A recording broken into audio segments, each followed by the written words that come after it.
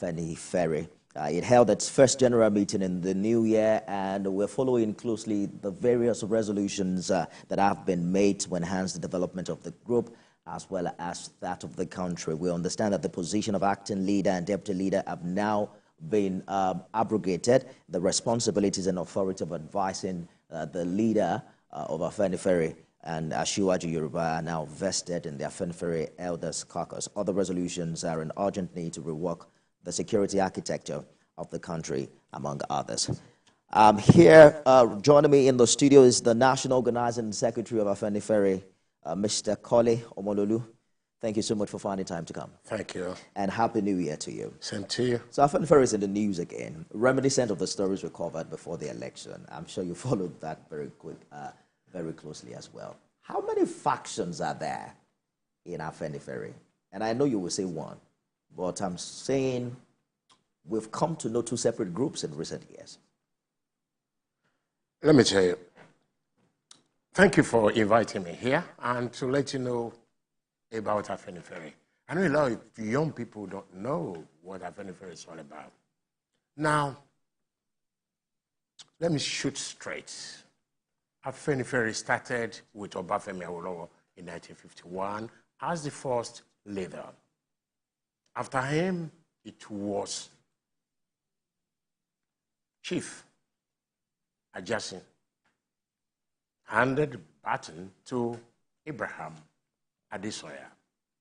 And presently, the person Abraham Adesoya handed the baton to is Chief Reuben Fashion-Roti. And in 2021, it was reported that Chief Fashion-Roti handed over to Pa Adebanjo. You skipped that. Let me tell you. When Baba Awolowo died, the mantle fell on Pa Ajasin. Pa Ajasin was sick. Of old age, he appointed an acting leader in the person of Chief Jonathan Odebi, Senator Odebi from Iboro in Ogun State, here in Ogun State. But the gentleman was sick as well. He couldn't carry on. And then it fell on, he asked Senator Abraham Adesoya to continue acting on his behalf. From then on, when Baba died, Baba died, Baba Adesoya became the substantive leader. During this period, everybody moves to Owo to hold their meeting. That is our tradition. We are Yoruba, we are not English. We are not anything. Olori Ebi system. That is who we are. We don't copy. Onyibo came to meet us with our democracy and the way we do our things. So people analyzing it, they are looking at it from the Western point of view. Now, let me continue. Let me finish the succession plan. Yeah. Then from them, Baba Adesoya became ill again, and then handed over to as on acting capacity to the present leader. When he died, then the General Assembly made the acting leader the substantive leader up to today. Afenifere, you have to die for another leader to emerge. So what happened in 2021? It was the same thing, the same process of acting. Okay. It's supposed to be a buffer and a support system for the leader. When you are not acting, you act for the leader. You act in the name of the leader. The point I was actually making is that in the last 3 years, we've seen the group, some would say the group has been more polarized than it had ever been since it was founded in the 50s to advance the cause of Yoruba people. So by implication, I've heard some who would say the once respected Afenifere is now a shadow of itself, seeing how the leadership tussle has played out in recent years. Well, again, there's nothing like tussle. I have just explained to you, Afenifere has one leader. Until that one dies, any other person is not a leader, but it can be on acting capacity. And again, what has just happened recently, like what we know and measure the feelings of the people. Like you really said, yes, people are beginning to ask questions. Is this the Afenifere we used to know? And then last Wednesday, then the leader believed, no, let us reorganize Afenifere for inclusion. A lot of our leaders are no more coming to meetings. So they're believing that it's only 1 or 2 men show. So, and then Baba believed, no, before I die, I must do something. And then this is the reason for what happened on Wednesday. Okay, fine. Let us abrogate this acting leadership and deputy leadership position and bring in notable Yoruba leaders into the fold so that it will be a joint and inclusive decision whenever we talk on behalf of the narrative out there is that the abrogation is, targeted at Pa-Adebanjo and that the plan had been on since last year. But there were also talks about reconciliation attempts that were widely reported. Why did that fail between, the two elders? Let me tell you, Afenifere started off as a marketing name for Action Group. Action Group, pure political party. So in Yoruba land, we were using Afenifere to sell Action Group. Afenifere itself is an ideology. It's an ideology of welfareism, life more abundant. So by 1966, the military came, they killed, they dismantled everything. So nobody's able to use any name again. Even as at 1979, Papa Awolowo was started with Committee of Friends. But again, all those who were surrounding him were pure Afenifere people. There's an ongoing debate as to whether Afenifere is a socio-cultural group or a socio-political group. Which side of the divide are you? We are the second oldest socio-political and cultural organization in Africa after ANC. So we combined it together. You see, being a socio-political does not mean you don't talk about cultural. You talk about politics. We are a man-centered philosophy. A man who believes that human being first. The human being is the central point of anything. Any other thing is a resources for human being. That is who we are.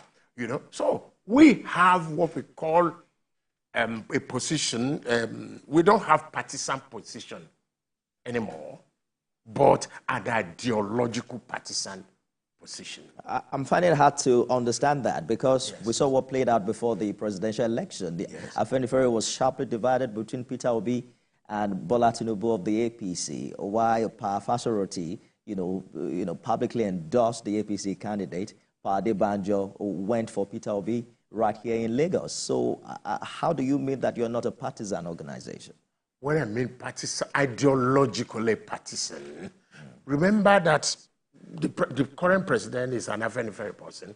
He won election through Afenifere manifesto. So he knows so much about Afenifere, what ideology Afenifere stands for. So at that moment, there's no anybody we can support other than somebody who knows what we want, who is a member.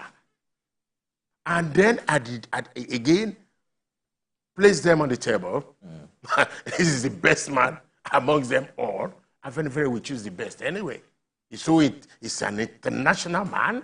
He's so exposed. Somebody who has worked for him, a multinational company, a governor of the state of Lagos, the #1 state in the country. I mean, Afenifere, we don't have any choice other than to choose somebody like that. It goes above, beyond whether it's a Yoruba or something, although it plays a part. It's one of us. I mean, how can we choose somebody else other than somebody who's our own? Are you saying that Afenifere will not support, a more qualified southeastern person over a southwestern? We will definitely do that. We want the best for Nigeria. And the best was Bola Ahmed Tinubu. He represents what we believed in. He won election. He ruled Lagos by our manifesto. And we believe he will do that. So the conversation out there is federal level. This, the abrogation of the deputy and acting leader position, that this is the punishment. This is Pa Adebanjo's punishment for supporting the southeastern above a south. It's a narration. Everybody will come into a conclusion about everything. Look at the way the press handled Adebanjo sacked. How can we sack our Baba? In Yoruba land, we respect old age. The man has done so much for Yoruba land and for Nigeria. You don't want to mess such at the old age. We're not going to do that. But again, this is above any human being, anybody. It's for the general of Yoruba people, the young people like you who are coming. We want to make Yoruba land the way Awolowo made it. We want to make a Dubai out of Nigeria. Dubai is just an emirate within United Arab Emirates. We have everything, for God's sake, for Yoruba land. We started off like that. We are 150 years. I don't want to go into that again, above some other people in this country in terms of education and civilization. You know, the two elder statesmen we're talking about here are over 90. Correct. You don't think that seeing them together, you know, resolving their differences will inspire younger people more, you know, than holding on to these different positions? Because the perception out there is that it is a tug of war between both of them and they don't see eye to eye. That's not correct. Well, Pa Adebajo, was it in Ondo when this resolution was made? Baba is 90. Do you know how old Baba is this year? 96. Baba Adebajo is 96 this year. Why? Pa Fashion will be 98 this year. These are old men, for God's sake. You know, so you don't expect an old man to be moving. Does he agree with the position, you know, of Afenifere in Ondo? I'm talking about Adebayo. I don't know. I see no reason why Baba will not agree, because it's got nothing to do with him. It's got something to do with the general welfare of the Yoruba nation. It's got nothing to do with it. People are beginning narrative, he's sacked, no, and absolutely no. We are in, people are seeing us as a club, and we're not. We want an inclusive, look at the array of Yoruba people, of Yoruba leaders, elders, that will now, okay, come and be doing this as the leader. The only leader we have is Fashonote. There are many other leaders. Lieutenant General Ani Akinrade, a war veteran, a wartime general, is there. Professor Bolaja Kiyemi, who is a world-known diplomat who has made a name for Yoruba land and Nigeria, is there, and many like that. You know, Yoruba land is is blessed with all these people. We just gather them together. Come and be deciding for Yoruba. And it's got nothing to do with Baba Adebanjo, never. So your choice candidate is now president. Let's talk about the socio-economic and security situation, you know, like some 7 or 8 months after his inauguration. People are talking about the removal of fuel subsidy. We now pay over 600 naira for a liter of petrol. The inflation has gone overboard.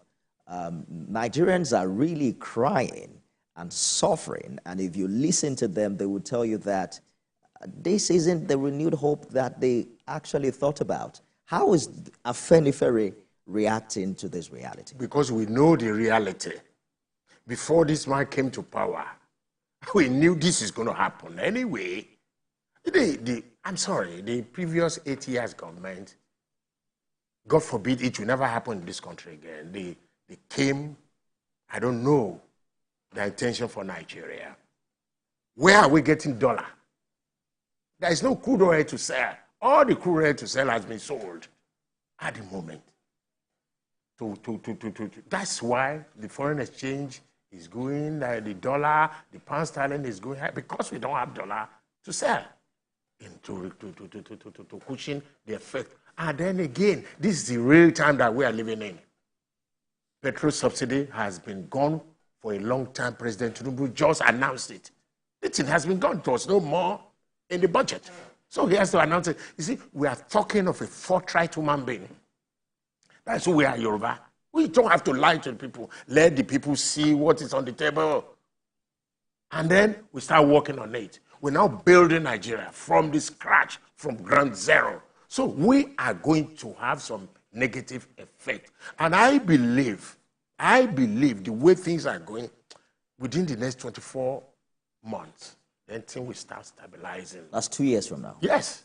That is at that time, campaign would have already started for the next election. Of course, yes. We have to explain to people what is on ground.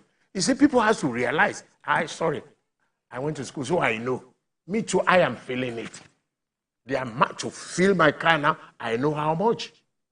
But because I know the reality, People blaming the government, blaming the president that just come in within the last 8 months because they don't have sufficient information and they're not well briefed about it. In Afenifere's reaction to the explosion in Ibadan, you talked about allowing federating units to, control mineral resources in their respective areas. You're actually talking about restructuring. What is Afenifere's understanding of restructuring, and is that something you expect this administration to follow? Let us go back to our future. That's my phrase. Restructuring started with Nigeria, the way Nigeria was made from 1960. Every region has autonomy over so many things. That is why they say Yoruba land is the most developed, because we have our priority. Papa will always say education is a weapon for development. Free education for young people, so that is what is helping a lot of us now. We're able to stand on our feet because we had education. That is what they call restructuring. University of Obafemi Awolowo, University in Ife, was established by the West, by Obafemi Awolowo and Baba Jackson. So you're talking about Nigeria going back to regional government? Not regional government. The system we use, we are in the states now. Well, we can collab together, the Western Nigeria can collab together and operate as a region, as it is. I don't think the constitution will be against that if we decide to. But at the moment, a lot of things can be given to the states. You want to get married, for God's sake, you have to take permission from Abuja. It's not done. When Nigeria was established, we have about 4 or 5 constitutions. Western Nigeria Constitution, Eastern Nigeria, Nigeria Constitution itself, and Northern Nigeria. And then when Midwest came, Midwest, we have constitution, we have law, we have high court, up to a level that you don't need to go to Abuja. These are the kind of things we're talking about. We talk, okay, you want to harness your resources. Why must you go to Abuja? Just to do what you need to do and then pay tax to the center. That's how it's done in every civilized and progressive country like America. That is what is called restructuring. It's just people are bastardizing the name restructuring. It's a rearrangement of the way we do things, just for progress. So some are saying that perhaps this is the first time in a long time that the candidate supported by Afenifere would emerge as, president. I'm wondering how much impact you think the group is having now, given, all of the stories that have been told in the past 3 years, the division along political lines, ahead of this election. For instance, you've talked about security matters, and you mentioned that the security architecture has to be reworked. Do you think that the government is listening to this group? What kind of engagement and how seriously do you think Nigeria is taking Afenifere in 2024? Well, everybody knows that the conscience of Nigeria is Afenifere. We look at issues and provide solutions. We don't just criticize, because the sources of the government is our sources. And I believe the president listened to us. I will tell you an example in those states. Look at the political turmoil. Something bad was about to break out recently about the deputy governor to be made governor.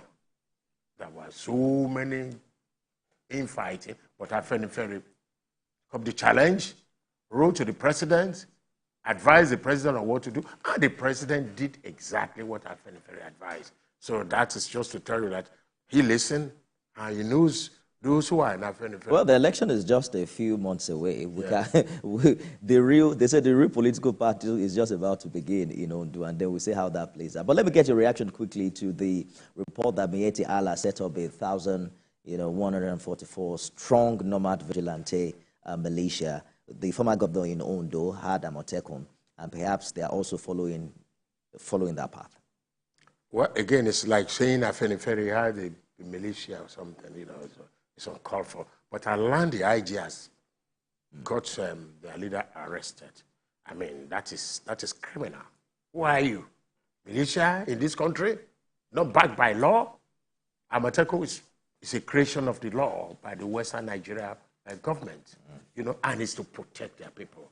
Who is Meitiala, who is he representing? Where are they from? Are they, is it to protect their cattle? Because I know they are cattle sellers and rearer. You know, so that is a commercial business. To protect their commerce, let them approach the police. But what they have done is uncalled for, and I don't believe any government. We're following updates, you know, Yes. with that insinuation you made about the IG's intervention. We understand that the DSS has also reacted, and we're bringing updates on that, I believe, at the top of the hour. That's our time. We have to go now. We want to say a big thank you for coming to the studio and talking about Afenifere. We're looking forward to the engagement that the group will have in the coming year. And, of course, I'm sure that Party Banjo is also going to react in the coming days as to the decisions made last week. I've been speaking with National Organizing Secretary of Afenifere, Kole Omololu. By the way, Kole is my dad's name. Thank you so much for coming. It's beautiful. Thank you for inviting me. I'm so glad to be here. It's a privilege. Absolutely. And I want to be here more and more for education and Afenifere, especially for the young people. Indeed. When people like us move, you take seat. No, Thank we'll see to that. Thank you so much, everyone, for being a part of the show. You can watch it again at midnight and at 6 a.m. tomorrow. I am Nifemi Oguntoye.